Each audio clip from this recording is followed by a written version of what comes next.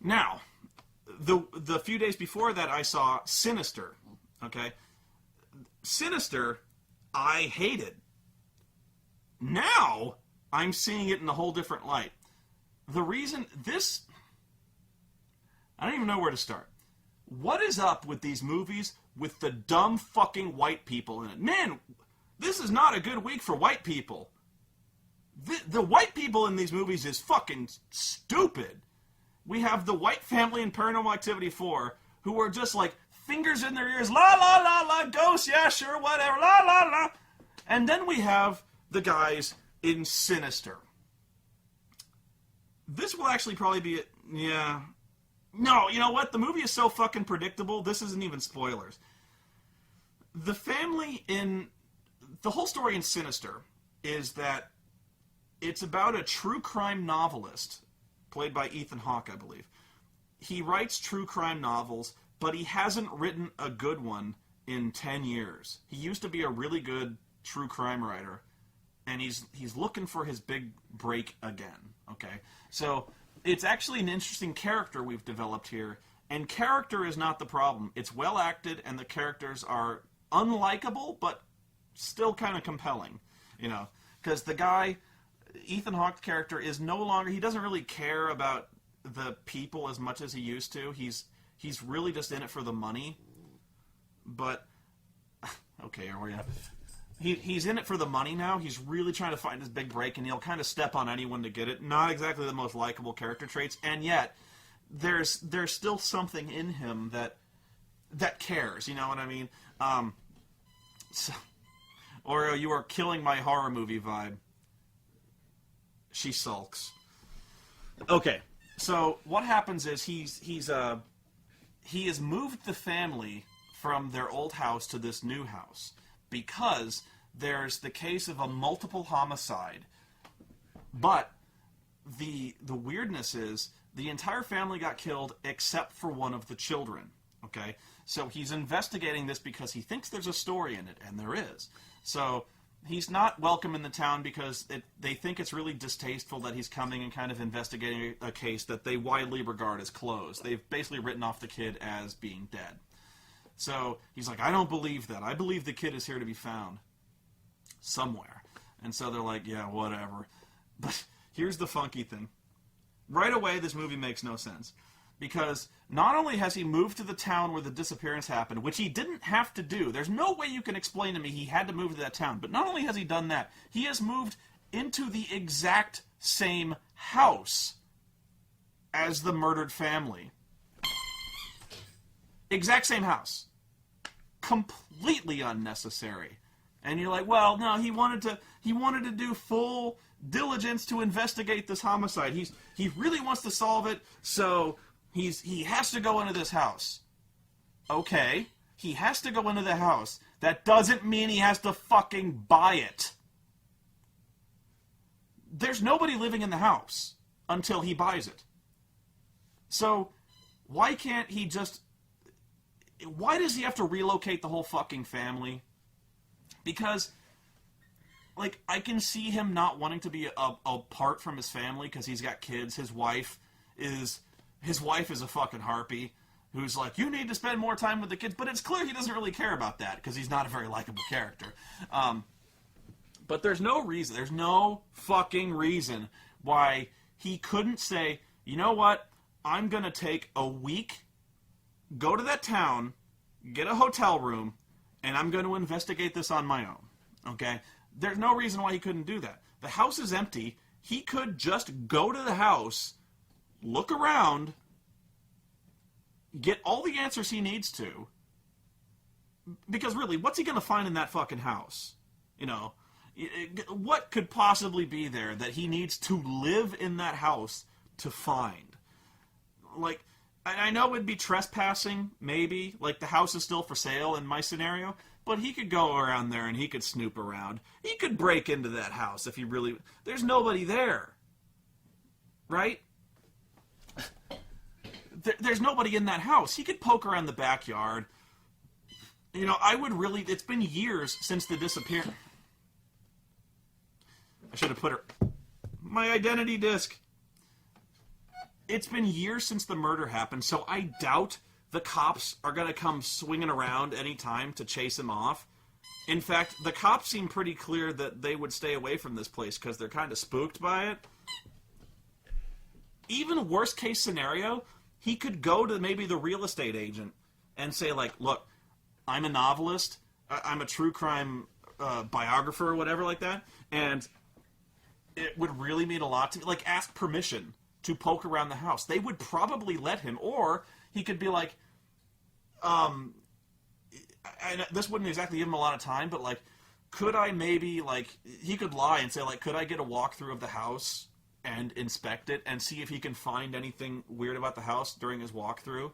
And if nothing else, like, you know what I mean? He doesn't need to move in the house. Why would he ever want to do that? I don't understand. And he's like, well, no, it makes sense for me to move in the house because when I write my book, it'll be my big break. I'll have all the money I ever wanted. And I'm like, you don't need to move in the house, bro. Get a hotel, go there, snoop around. A week later, you should have all the answers you fucking need. Because not only is it unlikely that he'll find the answers he's looking for walking around an empty house, but he probably won't. And so he does, but only because there's something supernatural involved. You know, it's like right away I didn't identify with this movie because I'm like, there's no reason. Okay, I'm repeating myself, but like, okay, so he's looking around the house and spooky shit starts to happen right away, and he hears shit in the attic, and of course, when he hears shit in the attic, it's a jump scare. It's like this. It's like an anvil fucking hitting the fucking roof, you know, or the attic. And he's like, oh shit, I got to investigate. And he goes up there and he finds this big fuck off scorpion there, and he kills it. And he sees it's right next to this box of Super 8 film, and the Super 8 film is labeled these really creepy titles. And basically the first half of the movie is him opening these Super 8 films and watching them.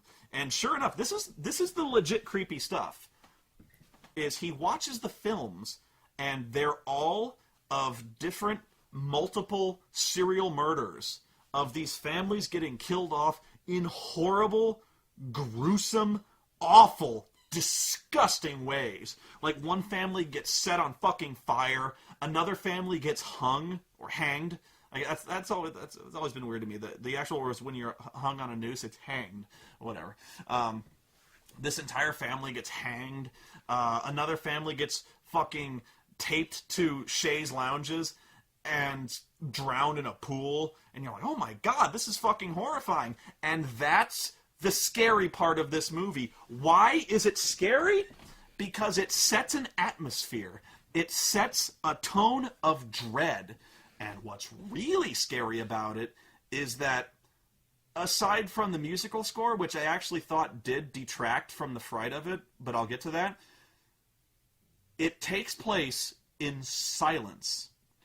You don't hear a thing from these films. These acts of horrible violence are taking place with no sound. The only sound you hear is the rattling of the projector. That is so fucking spooky that you don't hear what's going on in these murders. It's so much scarier than if you actually heard what was happening. It's hard to explain why, but it's unsettling. The fact that you are a distant observer, it distances you from this film, and yet you're watching these awful things happen. You're imagining. That's where horror lies, is the imagination. You know how people often say, show, don't tell? You're being shown these things, but there's a lot that's unseen, that's left to the imagination. The horrible smell, the fear, the sound of what's going on in these houses that you're denied, that you're imagining. That's the scary part of this movie, and that's the part that's done masterfully well. Absolutely masterfully done. That's the great part of this movie. And then they fuck it up. How do they fuck it up? Is because weird shit starts happening to Ethan Hawke. And all of that weird shit is nothing but obscenely loud jump scares. All of it. And it pisses me off. Because, like, he'll be walking around, he hears shit in the attic, and sure enough, The reason he goes to investigate the attic is because he hears this gigantic fucking thundering crash, like right over his head. It scares the shit out of you. No, it doesn't scare you. It startles the shit out of you. And like right away I'm like, oh, this is how we're going to play it, right? So he goes into the attic, he sees the box, and then the attic door fucking slams shut with the force of the moon crashing into the planet. Loudest fucking thing ever. And like this happens all the fucking time. He's looking around the house. A shadow like darts out in front of him. He's like, oh my god! And of course, the shadow darting out in front of him is accompanied by this cataclysmic fucking orchestra sting. I hate orchestra string jump scares. They're not fair, they're artificial, they are lame. You know, the loud noises, like maybe the crashing in the attic, that sucks too, but at least it's a noise that would occur in the house. You can buy it happening. Not really, but you could if there was a crash in the attic, okay. But to artificially amp up the scare with an orchestra sting is awful. It's not fair. And you know, there's so many scares in this movie. They would have been so much scarier. They would have been terrifying. Terrifying if there were no orchestra stings and it took place in silence.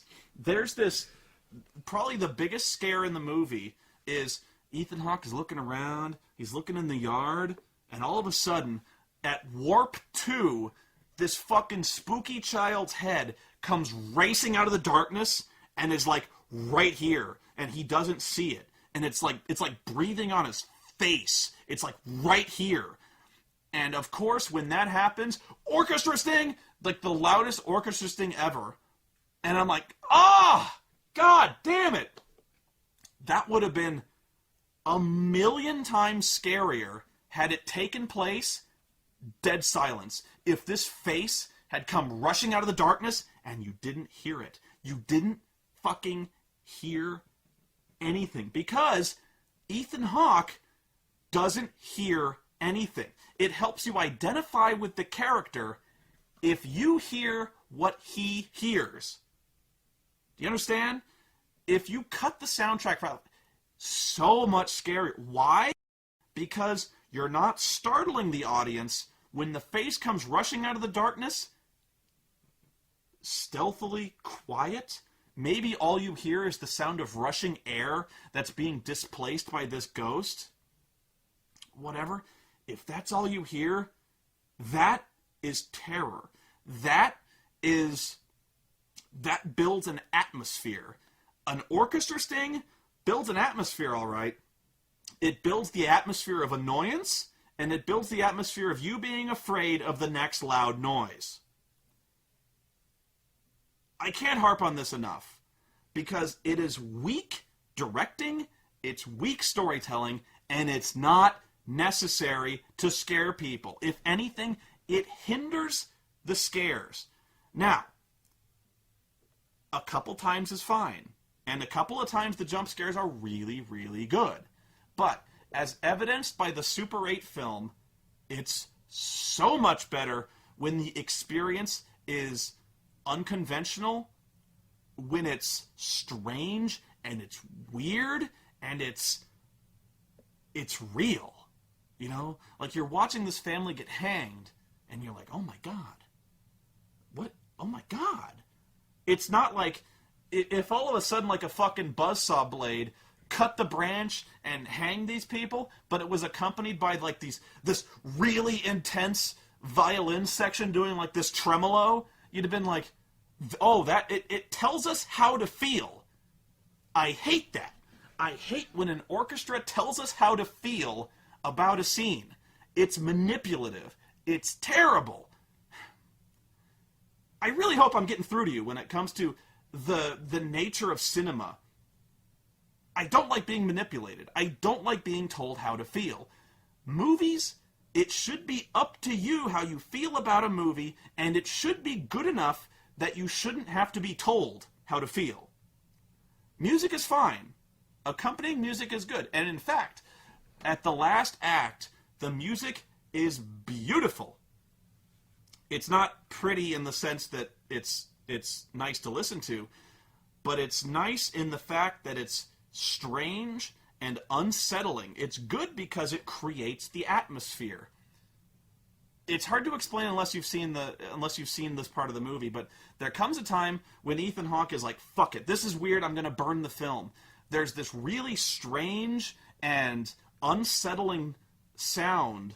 It's unlike most music you've ever heard. It's not a string section, it's not like a band, it's not an orchestra. It's like this strange, weird, discordant, and I guess it does tell you how to feel a little bit, but it's weird. You're like listening and you're on edge because this is not the sort of thing you normally hear. You know what I mean? It's the sort of thing, I guess the best thing I could explain it as is if you ever saw There Will Be Blood, and there's that scene when the oil rig, the oil thing catches on fire. There's like this weird kind of percussion-y sound music that drowns out what's actually happening, and all you're hearing is this music, and you're kind of hearing off in the distance like screaming, and you're just watching Daniel Plainview just kind of process what's going on from afar, and this music is like very strange. It's a lot like the music in the movie Insidious. What's the movie? Insidious, where a lot of the music is very unconventional, and there are jump scares in Insidious, but they're earned. In fact, a lot of the scariest things in Insidious are watching that weird fucking ghost dancing through tiptoe through the tulips, I think, is actually watching it do a very happy dance. I don't remember that many orchestra stings or jump scares in that movie. I'm sure there are, but the fact that I remember more than anything else is the spooky imagery. That's where the scares come from, because that's fucking scary, is watching a ghost, like, not dancing around, but not in a funny way, where it's really spooky. So the manipulative jump scares are the weakest part of that film, and it didn't need to be that way. It did so well with the Super 8 film, and the last act is where it really gets effective, because as Ethan Hawke starts slipping more and more into like an unhinged state, the way he sees the world is like the Super 8 films. Like he's freaking out, and all of a sudden it's like the film is edited, and the film starts to shake and is really jarringly cut. The editing is almost genius, the way it's cut, where the film is rattling like Super 8 in a projector, and he's seeing things kind of grainy, and it's weird, and like I said, it's unsettling. It builds an atmosphere. It's not scaring you with loud noises. That's why it's done so well. So it flirts with greatness so many times, and that orchestra thing, it's too much. It's too much, and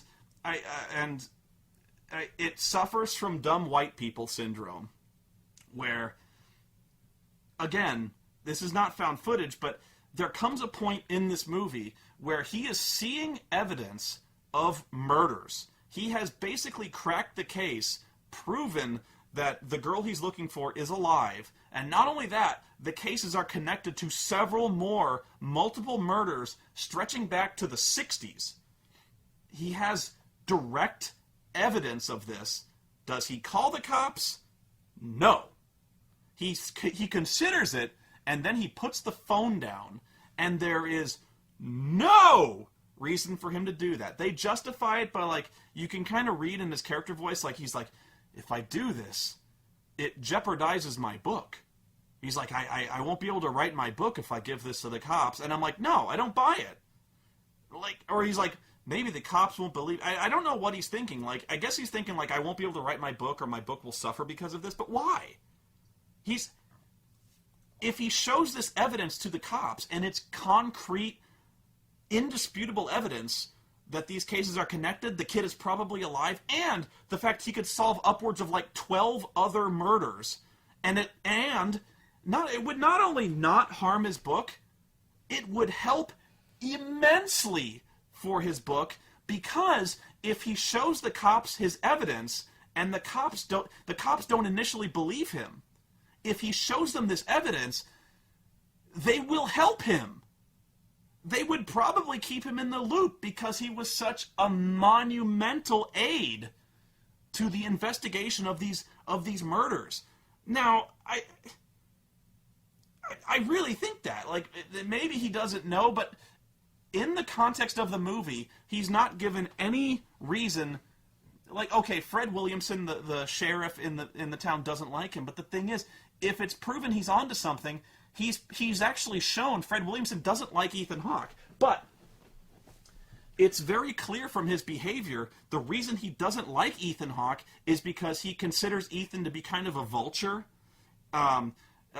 desecrating the memories of this family, kind of like he sees him as making stuff up, as being like a hack writer who's creating controversy where there is none, and he cares enough about the family he wants their spirits to rest. But when Ethan Hawke comes up with this definite evidence, he has no reason to doubt that Fred Williamson would then cooperate with him, because he says, like, if there was a shred of evidence that this family was actually murdered, and if there was a chance this girl was alive, I would look into it, but there's not. This kid is dead. But if he showed them evidence, he'd be like, God damn, sir, you are right.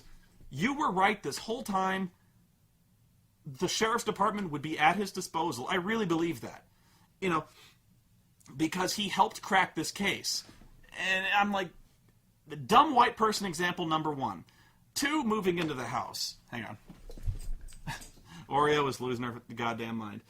Then, when weird shit starts to happen, indisputably weird shit, even if you were the kind who didn't believe in ghosts or demons or paranormal shit. Example. He starts waking up in the middle of the night. He hears a noise. Okay?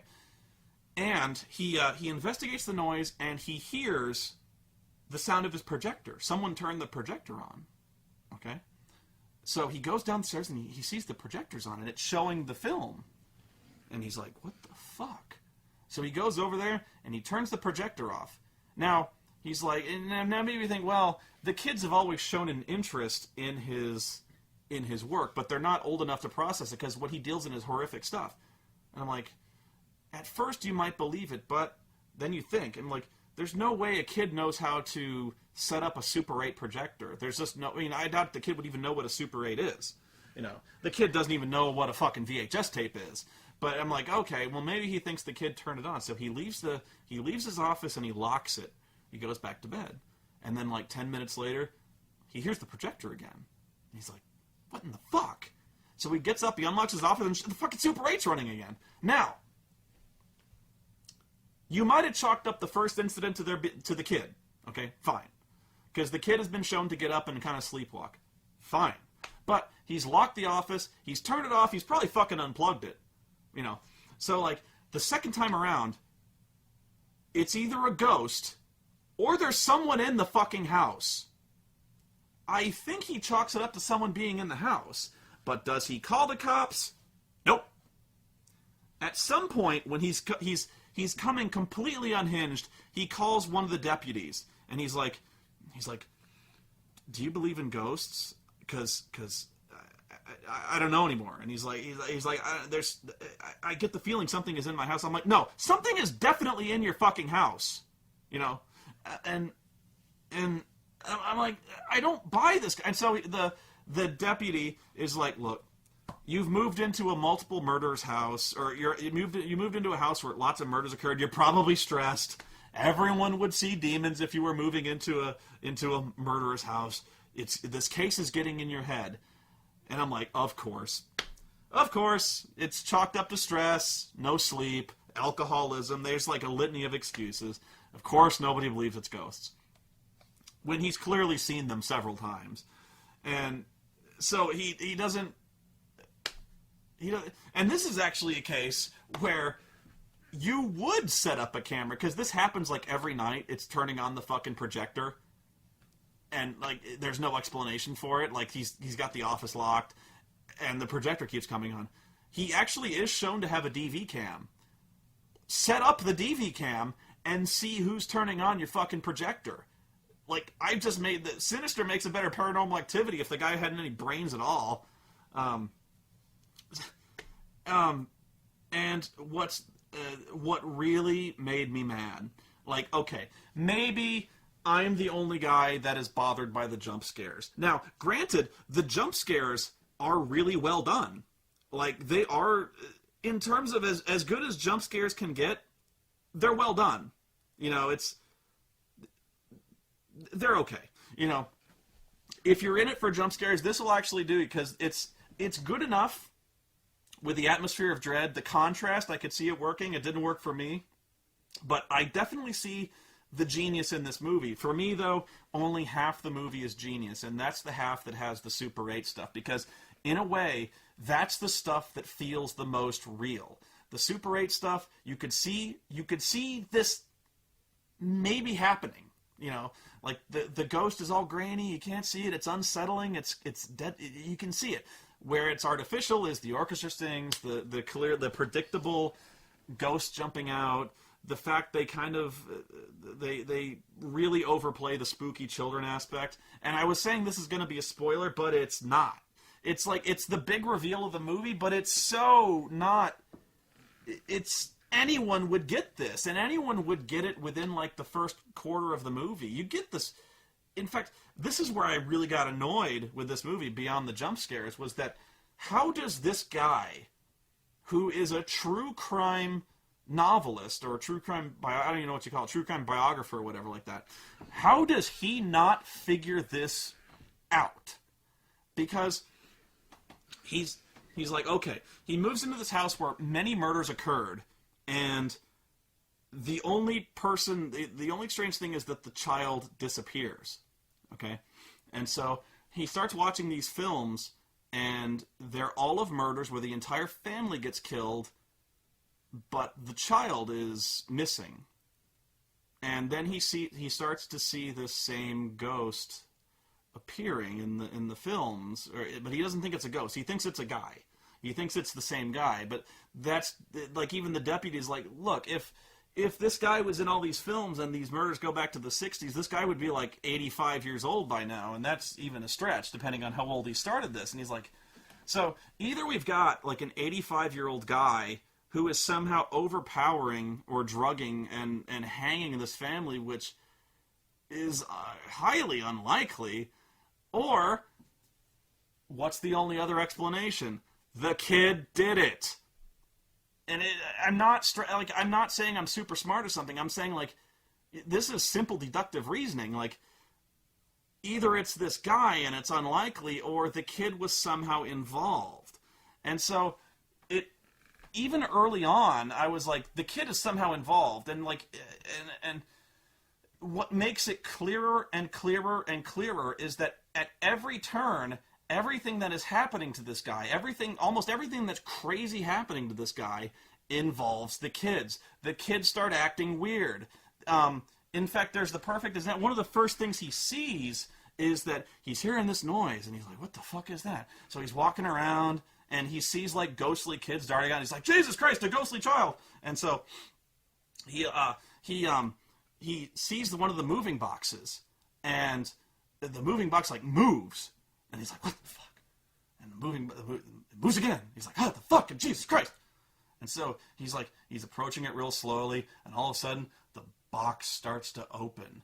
And coming out of the box, like one of the ghosts in Deadly Premonition, he sees, like, I can't even do it. He sees, like, this.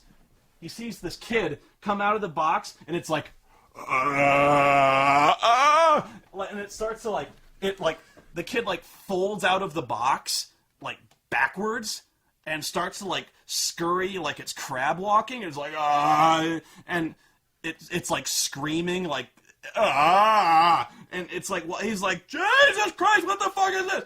And so, like, he like, it's fucking scary, this thing, and I'm like, okay, this kid, like, rises out of the box, walking on his hands backwards, his face contorted and screaming this unearthly scream. And I'm like, how are you... he's like, oh, and they kind of really weakly justify it by saying the kid has night terrors. Dude, if these are night terrors, the fucking hardcore night terrors. Like, I'm damn Skippy. This kid has not ever climbed in a fucking moving box and then crab walked out of one, screaming his goddamn head off like he was possessed in The fucking Exorcist.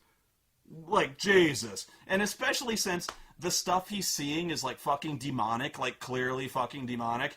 And, like, the fact he never puts two and two together to think that, you know, maybe the kids bear watching because they all start acting really fucking weird.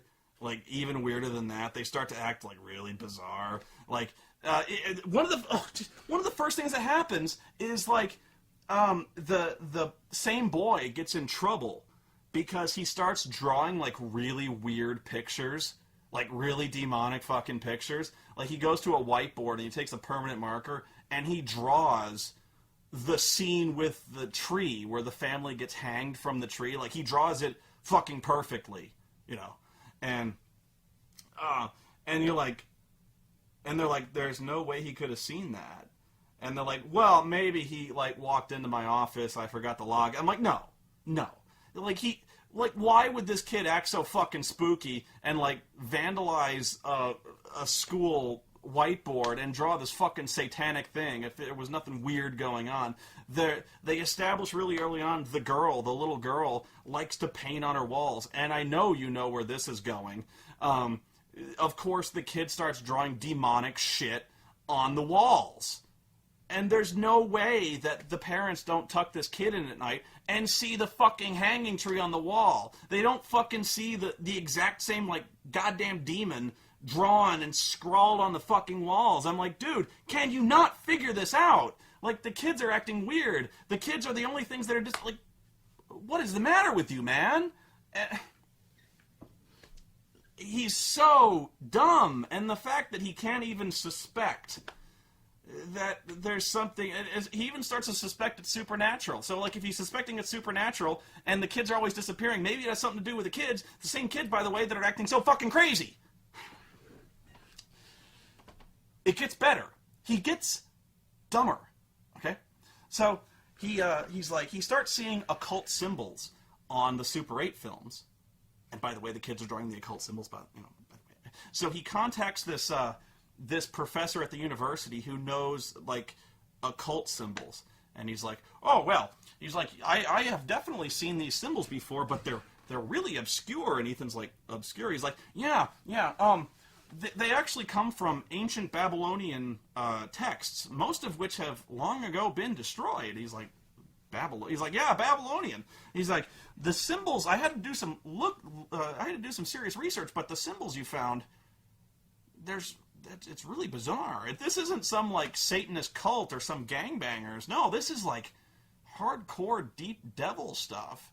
The symbol you found is apparently the Babylonian god of devouring children. He says that. He's like, apparently this Babylonian god is well known for taking innocent children, corrupting their souls, and then abducting them into his nether realm where he devours them whole.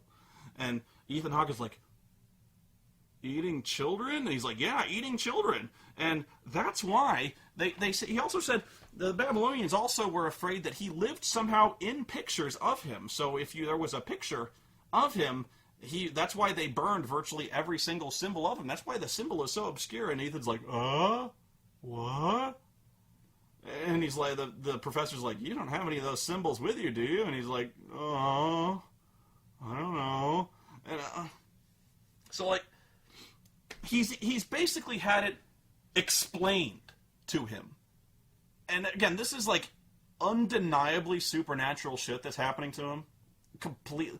Like, there's a poisonous fucking snake. Like one of those, like a coral snake. Like one of those, like, red, white, and black snakes that's clearly, like, I forget what it's, like a cottonmouth or something like that. It's a coral snake. Like one of the deadliest snakes known to man.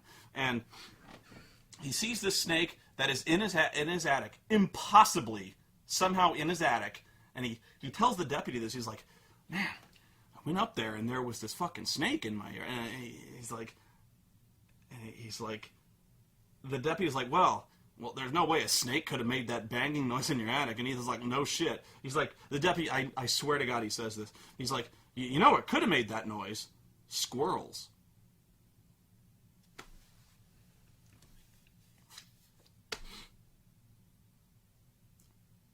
This crashing sound sounded like a piano exploding in his attic.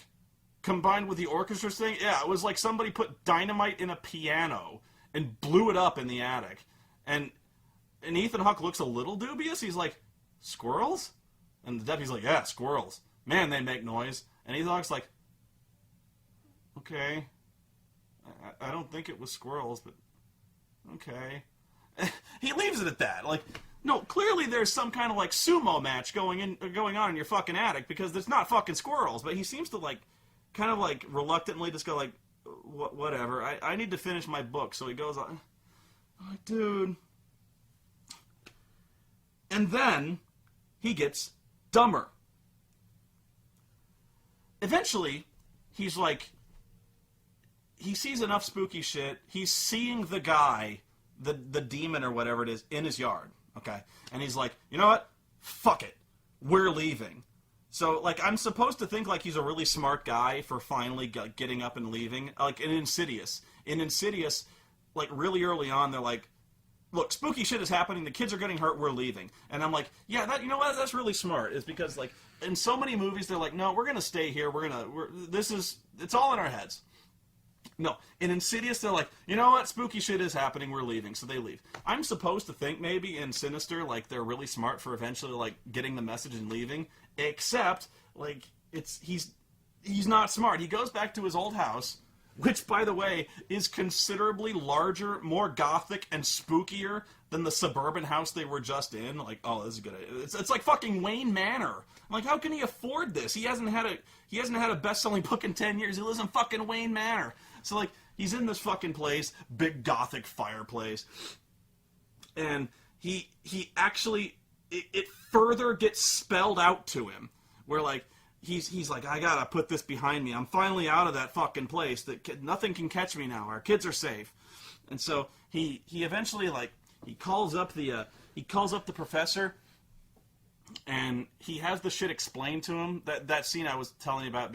And so then the deputy who's been helping him out, the deputy who actually does like him, calls him up, and he's like, I just figured it out. He's like, every family that was murdered lived in the house of the previously murdered family. That's the connection. So all these people who were murdered lived in the previous family's house. So you lived in the previous family's house, and then you left. So you're right in the timeline. You're next. Does he get up and, like, arm himself? Does he even suspect the children might be involved, despite the fact that he has been flat out told that the kids are somehow, like, being corrupted by this demon? In fact, he goes and he finds in his own attic more films of the murders that could not have possibly gotten there any other way. He finds the films, and he's like, I shouldn't watch these. I shouldn't. Okay, so he tapes together the films, he fixes the films, and he starts watching the films. And in these films, he sees the endings, like the extended endings of the Super 8 films of the murders he just watched. And he watches the first one of the family getting hanged, and he sees it, and he's like, oh my God. So he watches past the original ending, right? And he sees, climbing down from the tree, holding the saw that caused the family to get hanged. You have to see it. He sees, climbing down the tree, he sees the kid. And he sees the kid of the family who's, like, walking all robotically and walks up to the camera with, like, this axe. And the kid goes, shh. Does he get the message? No. He puts in the second film, and he sees the family getting set on fire. And then the camera turns around, and he sees the child in the family holding a gas can and, like, a road flare. And the kid is like, shh. Does he get the message? No. He goes and he watches the next film of the family getting drowned. And by the way, how'd the little kid manage to pull people forcibly into the pool? Because they weigh like 180 to 220 pounds. I don't think the kid's doing this. Anyway, so he sees the family getting drowned, and sure enough, the camera turns around, and it's the kid, and the kid goes, shh. There's like 5 films like that. He watches all 5. Does he manage to put together not only the fact that he was just told that his family is the next to be targeted, not only is he just told that the kids are going to act spooky and something is like possessing them, not only that, he watches every single previous murder where the kid has turned out to be the murderer of the family. Does he put it together? Does he call the cops knowing that he's about to be targeted and maybe murdered?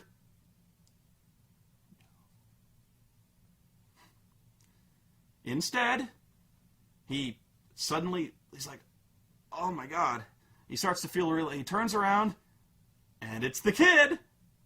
And the kid kills him, kills everyone, and that's the movie. And sure enough, just when you thought they'd leave the movie well enough alone with a genuinely spooky long shot of the box of films in the attic, which has returned, the boogeyman swings his face into the camera, huge orchestra scare, for no reason. Then they crash to credits. I'm like, you couldn't let it go. You actually had a spooky ending with no jump scares, and you had to do one more.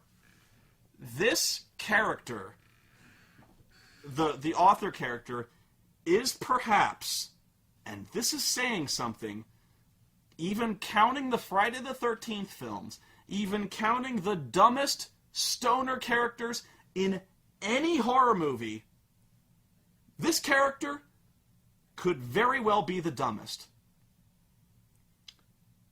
He's flat out told what's happening. He firsthand witnesses 5 straight cases of the kid committing the murders, the same murder that he's investigating. He's told that he's next in line. He sees no pattern. A fucking box turtle could have put that together. I put it together before the first act wrapped, before any of this came to light. I was like, wow, we're seeing several cases of murder and the kid is missing. Maybe the kid's involved. The entire movie, he never even suspects. That is so irritating when you are so much smarter than the main character. So much smarter.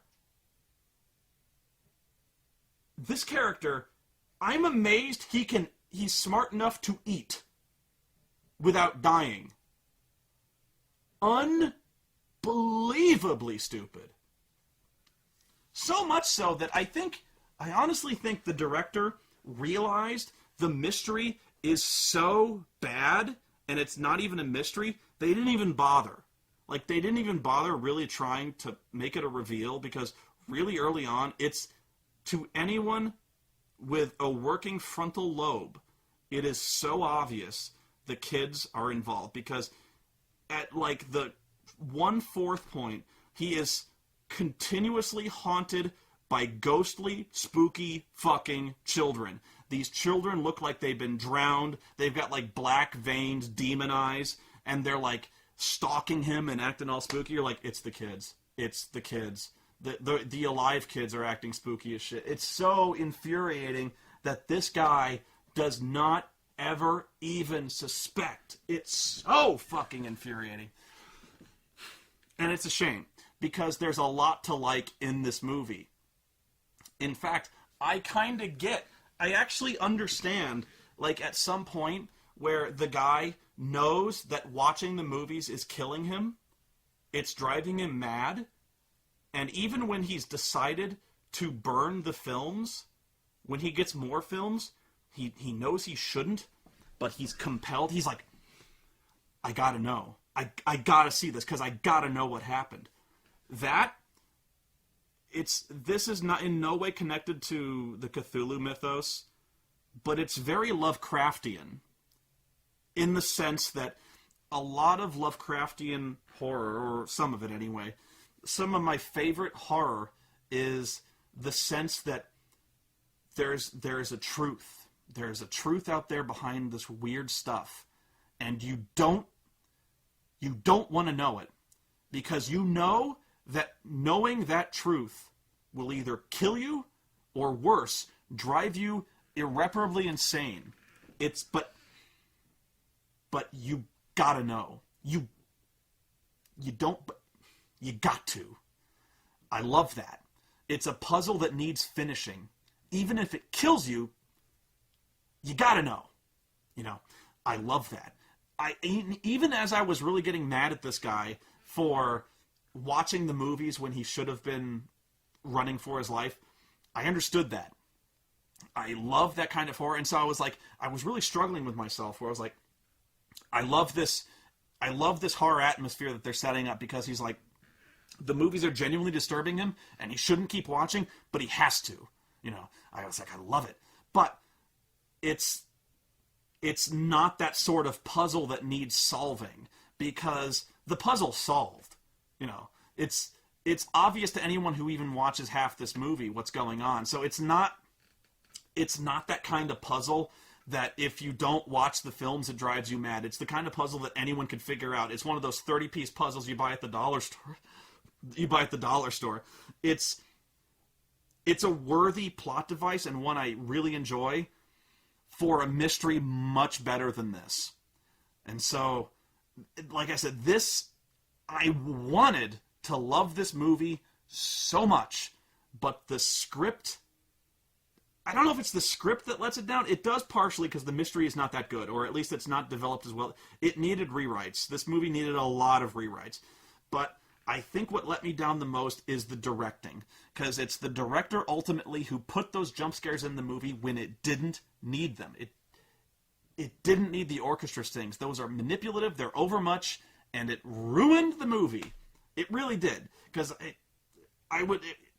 it's so good. It's genius.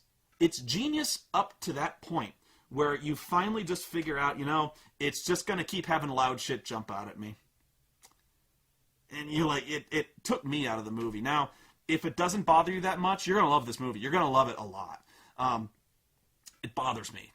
And I've often found that even the people in Paranormal Activity 4, it was honestly about 9/10 of the people didn't like it. I, in fact, heard a lot of muttering as they were like, oh, that was fucking stupid. And a lot of people go see Paranormal Activity. They're pretty easy marks, like me. 1/10, I would say, of the people were like really behind it. They're like, that was fucking scary. Oh my God, that was... And I'm like, no, it wasn't scary. It was startling. And that's not the same thing. I could name dozens of movies that build atmosphere, that build paranoia, that build that tension, that fright, that feeling of powerlessness that you don't get from jump scares.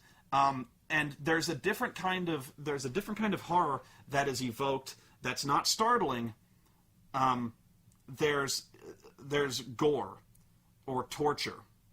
And that's why I don't like torture porn. It's why I don't like Saw. It's why I don't like Hostel. I don't like any movie that involves a gratuitous amount of torture, because that is not horror either.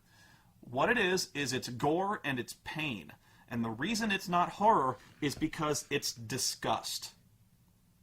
It's revulsion. It's stomach churning, it's nastiness. It's again, it's not something you earn. It's just pain. And that it's scary. The threat of pain is scary, but when you push it too far, you're just showing people disgusting things. That's not scary. That's why Saw is not scary. It may be why the first movie was a little bit scary, or why it kind of built this atmosphere where you're like, this guy's fucking disgusting. If you get caught, man, you're going to die, and you're going to die slow. And you're going to die horribly. And even if you get out, you're horribly, irreparably disfigured. That's fucking scary. But then it really wasn't even about that anymore. It was just about murdering people in slow, gory ways. Now, gore has its place. In fact, one of my favorite horror directors is John Carpenter. And one of his goriest movies is The Thing. There's a lot of gore in The Thing, but it's an alien horror. The gore is the means to an end, where it is this thing that masquerades as you. So you never know who it is. That's the paranoia. That's the tension. And when discovered, it becomes this gory, alien, slimy beast that it's almost like it's the fear of death. It's not. There's disgust involved, but it's that kind of disgust at an alien creature. And you might argue that's the same thing. It's not. Prince of Darkness, John Carpenter's Prince of Darkness. It has its flaws, but there's some of the scariest shit I've ever seen in a horror movie takes place in that.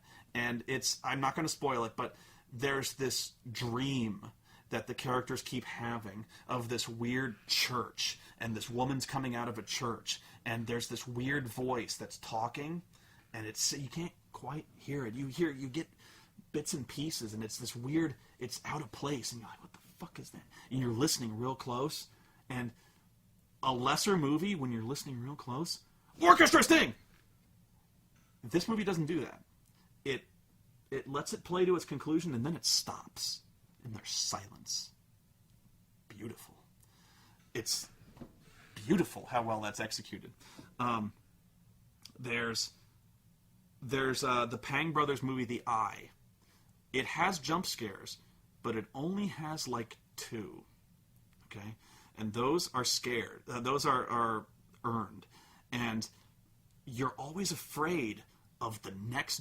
You're afraid there's going to be another one, but it's not because it's startling. It's because when they jump out, the few times the ghosts or the creatures, the few times they jump out, it's because they are fucking pissed.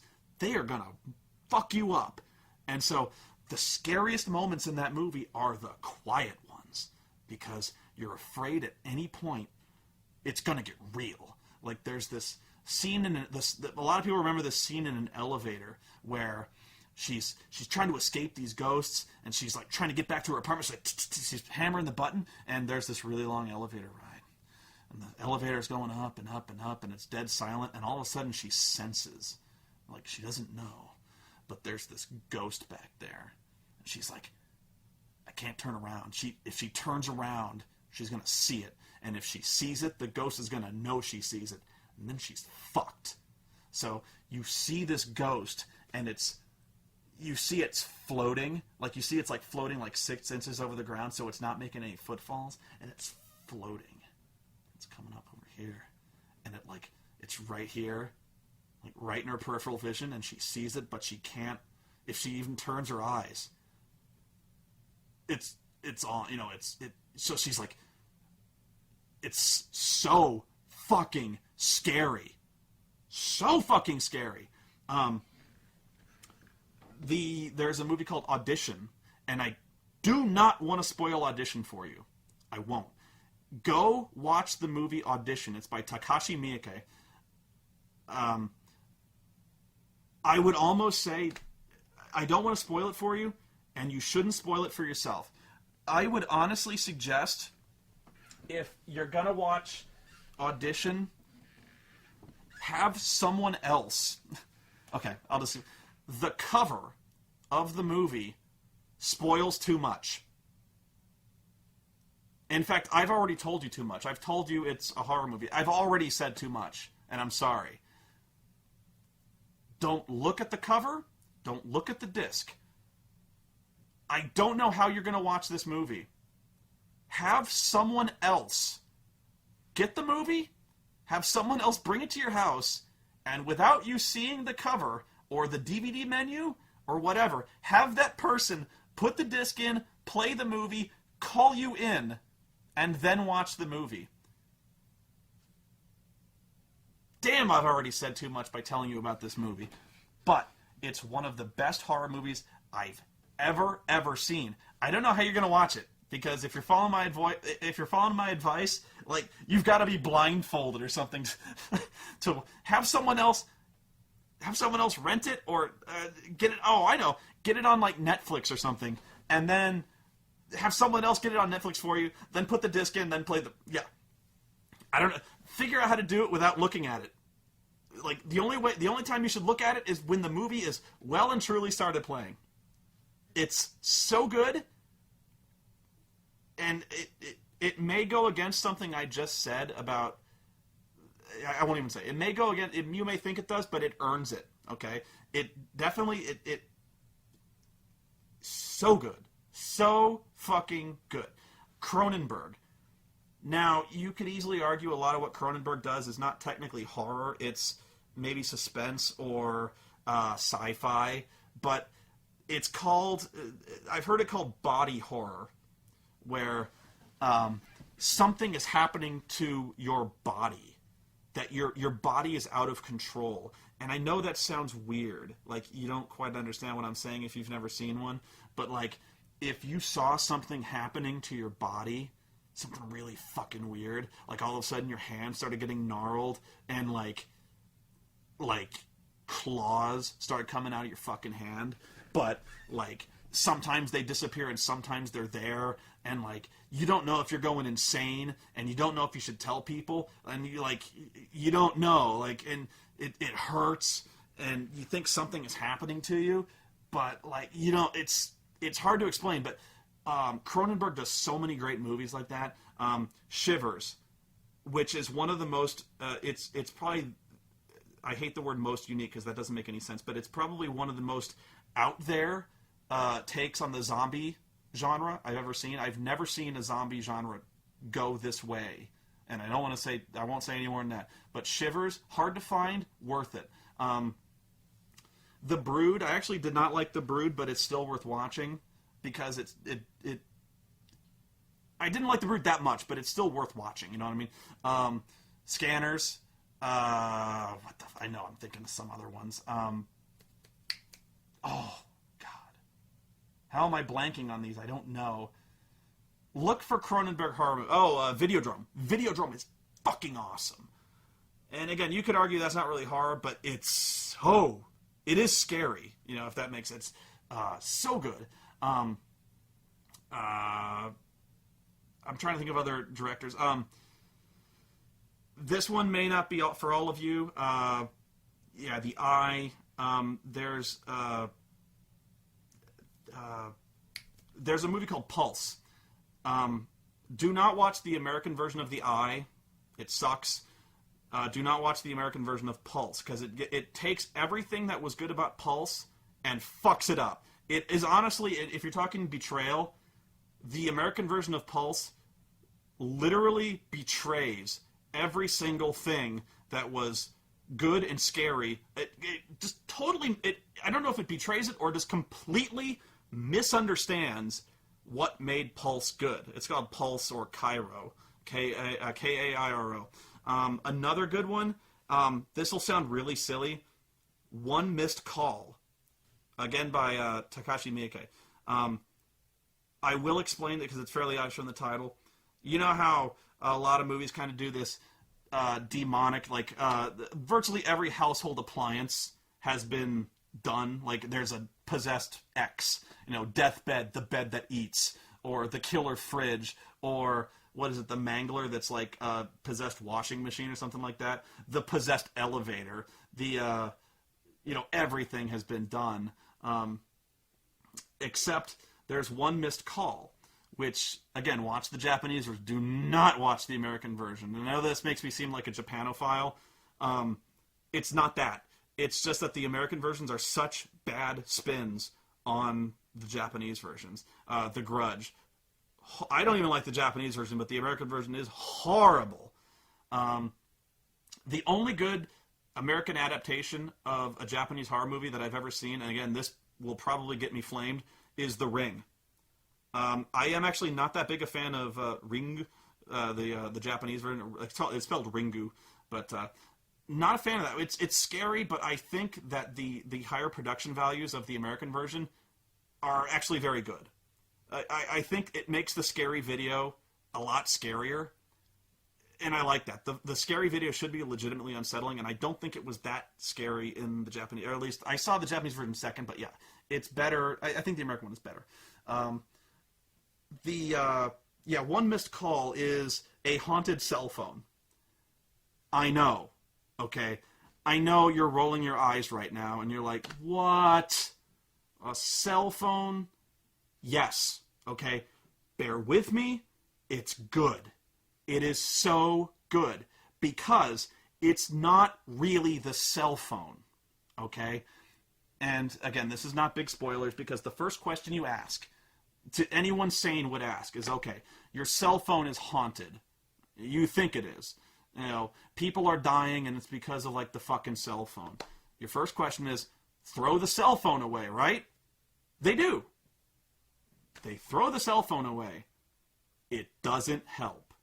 And it's not that the cell phone, like, comes back, like it follows them on little feet. No, it's not that, because it's not really the phone, okay? And in fact, it's so good because, you know how in movies like Sinister, you always ask, like, well, why don't they just call the cops? Why don't they just leave? Why don't they tell their friends? Why don't they call the news? Like, if something clearly scared, and they got it on tape, something scary's going on, something clearly supernatural, why don't they call the news, get this on YouTube, get this so everyone fucking sees it? So why do they spend all their time alone? If something's going to get them when they're alone, why don't they all sit in a group? Like, you know what I mean? Like, so, like, if there's a ghost that only gets you when they're alone, which is oftentimes a big problem for any haunted, you know, like, ghost that kills you movie. Like, the ghost always, like, Ju-on, The Grudge. The ghost only gets people for some reason, they always go in the fucking house alone, or they split up, and they get picked off. No, one missed call, you ask all these questions, okay? Why do they go off alone? Why don't they call the cops? Why don't they call the news? All these questions, why don't they get rid of the phone? Why don't they change the number? All of these questions, they do. You know, they do everything a sane person in that situation with time to think would do. It's brilliant, okay? It's so good that it not only doesn't insult your intelligence, it takes everything the audience might think, has them do it, and sees if it works, right?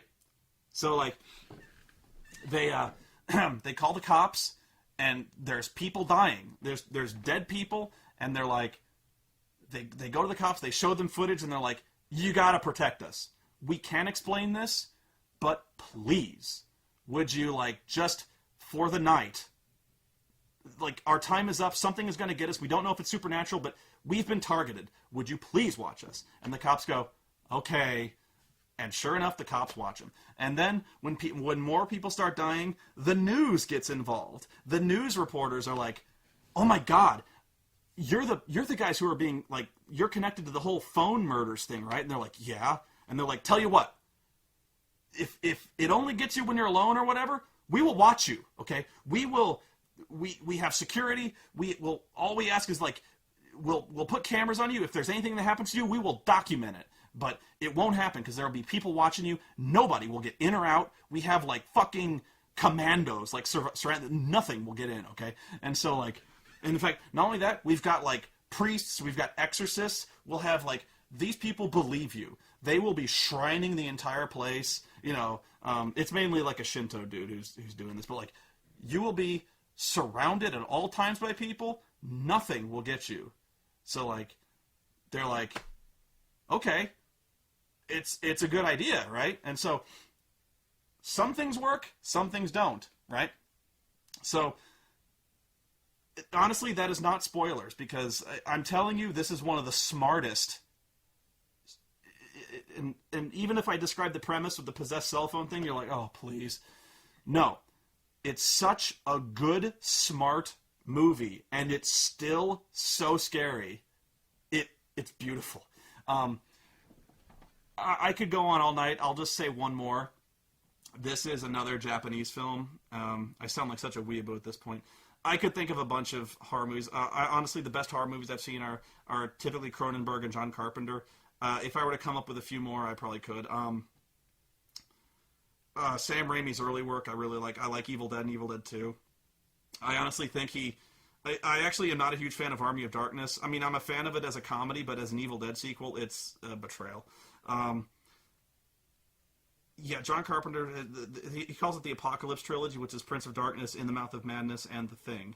All three very good. In fact, In the Mouth of Madness, if you're looking for a Cthulhu horror film, it's that. Yeah, that's one of the better Cthulhu mythos type movies.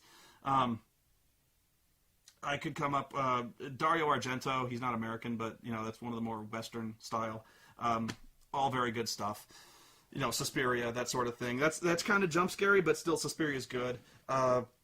Yeah, I could probably go on. I could make a list. That'd probably be a video all on its own.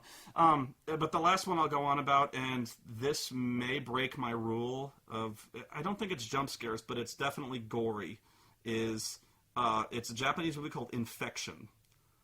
And it's about this hospital that's about to close, and suddenly they get a very sick man who's ambulanced into the hospital, and there's something really wrong with him.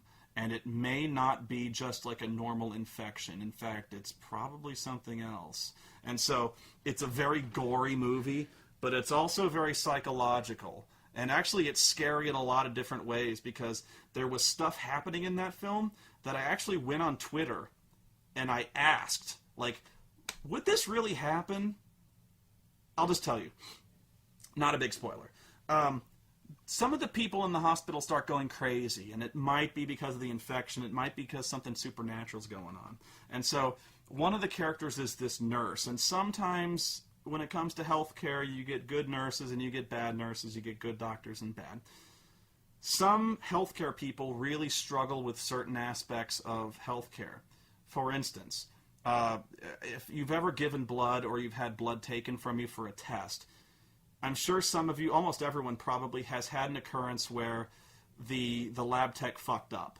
They either stuck you through your vein and they didn't get the right vein, or they fucked up and you started bleeding, something like that. Sometimes they missed the vein completely.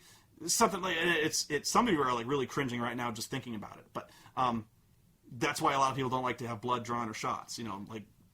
It's stuff like that. And so some nurses really have a problem with it, and so sometimes they got to really practice it. And so there's this character who's a nurse who kind of has a problem, taking IVs and stuff like that, because it's difficult.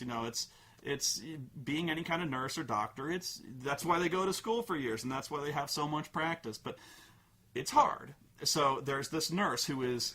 They practice sometimes on, like, not cadavers, but they do practice on cadavers, but like they practice doing stitches on sides of like pigs, like sides of beef. They'll practice sutures because it's skin, So she's practicing her sutures because you need to do them very well when you're treating injured people. So she's practicing sutures, she's practicing IVs, and so there comes this time when she starts to go nuts because she might have been infected, that she comes out of the nurse's station, and she's kind of got these crazy eyes, and the one of the doctors is like, "Are you okay?" And she's like, "I'm so much better now. I finally figured out how to put an IV in." And you see, like, she's got like the most horrible fucking track marks all over her fucking arms, like all over, and she's like, "I finally practiced and I did it." And I'm like, "Oh my god, it's so horrible!" Like, and I'm like, it's horrible in that good way where you're like, "Oh shit, she's fucking out there." And so I asked, I was on Twitter and I was like, so there's this character who's like really bad, like abysmally fucking Gomer Pyle bad, like retarded at putting IVs in and sutures. And I'm like, there's no way anyone gets out of like med school who's that bad, right? And I get a bunch of responses on Twitter that were just like ... And I'm like, no. And I'm like, no. No. And there was a few people who work as healthcare, paramedics, doctors, whatever. And so I directly messaged them, and I'm like, "You're fucking with me, right?" And they're like, ...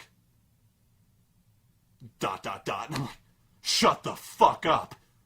No." And they're like, "Yeah." And they're like, "We can't say anything, but yeah." And I'm like, Oh my god, that was scarier than anything in the movie. That like, like I guess every doctor has a story about some dumb fucking intern or like a nurse who was just like a complete idiot. I'm like, don't tell me that. Don't fucking tell me that. No. I feel like, oh yeah, oh yeah. So I'm like, no. Anyway, I've gone too far afield. Final verdict on Paranormal Activity 4. Shit movie. Absolute shit movie. Even if you're a fan, you're probably so invested you gotta see it. I'm telling you, no. And it's not even, it's seriously not even worth watching if you're a fan.